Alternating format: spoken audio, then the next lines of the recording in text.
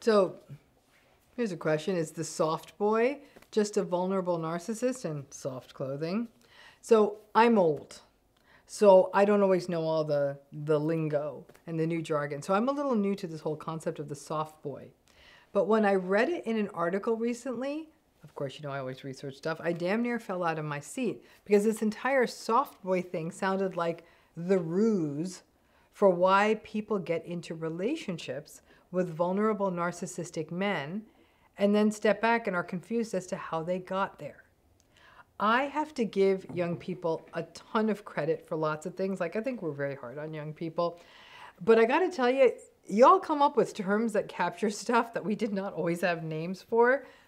It gives me a little solace to believe that younger generations may actually be more sort of on it when it comes to recognizing red flags and calling them and seeing them straight than their forebears. Okay, so now, anyhow, anyone watching this who, like me, was as naive as me until recently, you may wonder, what is a soft boy? Now, this is the best I was able to discern based on my reading many articles about this, that a soft boy is men who present as open and gentle, nice, and emotionally sensitive and vulnerable. But this sort of softy soft emotional gentleness may actually be a ruse to get partners, especially female partners, women who are partners. So they're not walking around with their muscle shirts and their status conscious clothes, but they're more soft and approachable. These soft boys may be a little bit more aesthetically leaning. They may care about things like art or literature, or intellectual stuff or self-awareness stuff. And it definitely can feel, especially for somebody who's having dating fatigue, like a real antidote to sort of sporty, aggressive, outspoken, mansplaining men. It's the manipulative part of the soft boy. That element of it jumped out at me. The emotional softness sounds like what I often term the paradoxical love bombing element that we do often observe in vulnerable narcissistic relationships.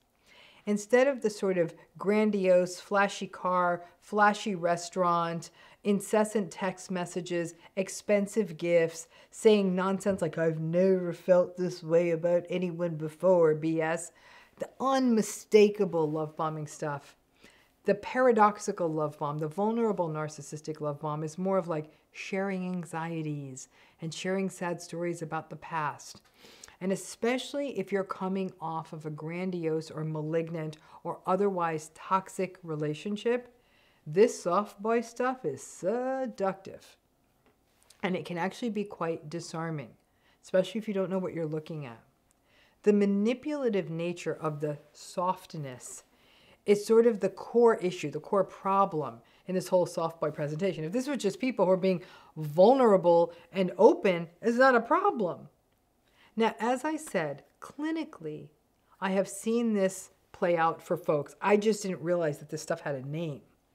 Because where this whole soft boy thing can really go soft is when the relationship starts to hit the devaluation phase, which always happens with these dynamics.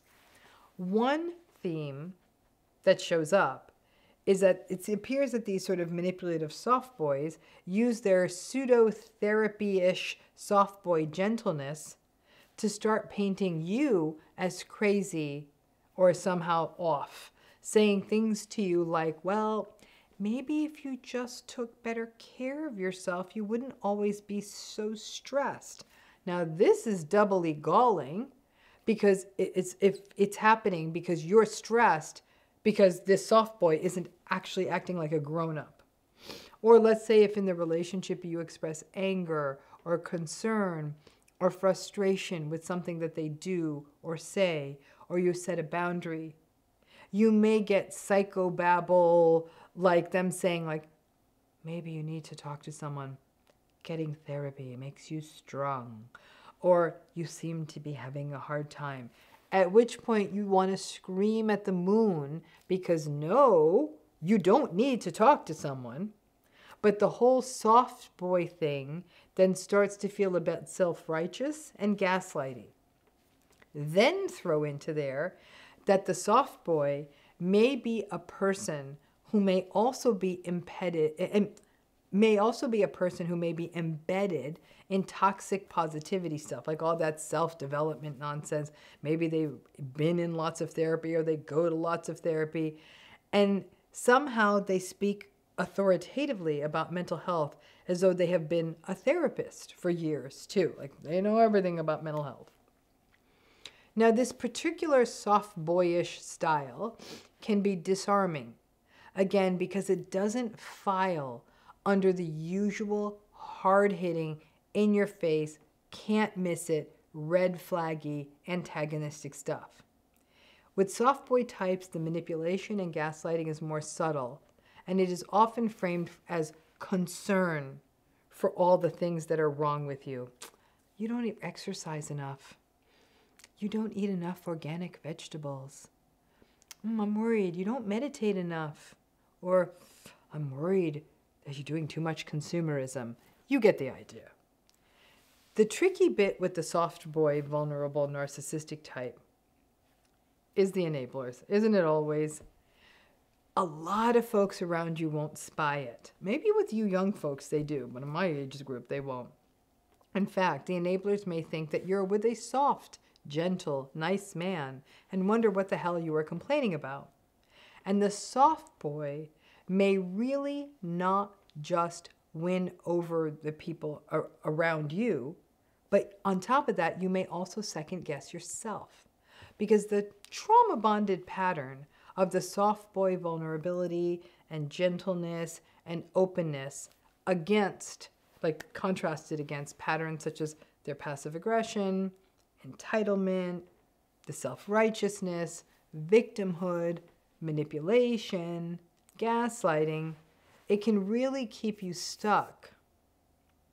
Since this pattern doesn't kind of conform, it's not consistent with garden variety narcissism.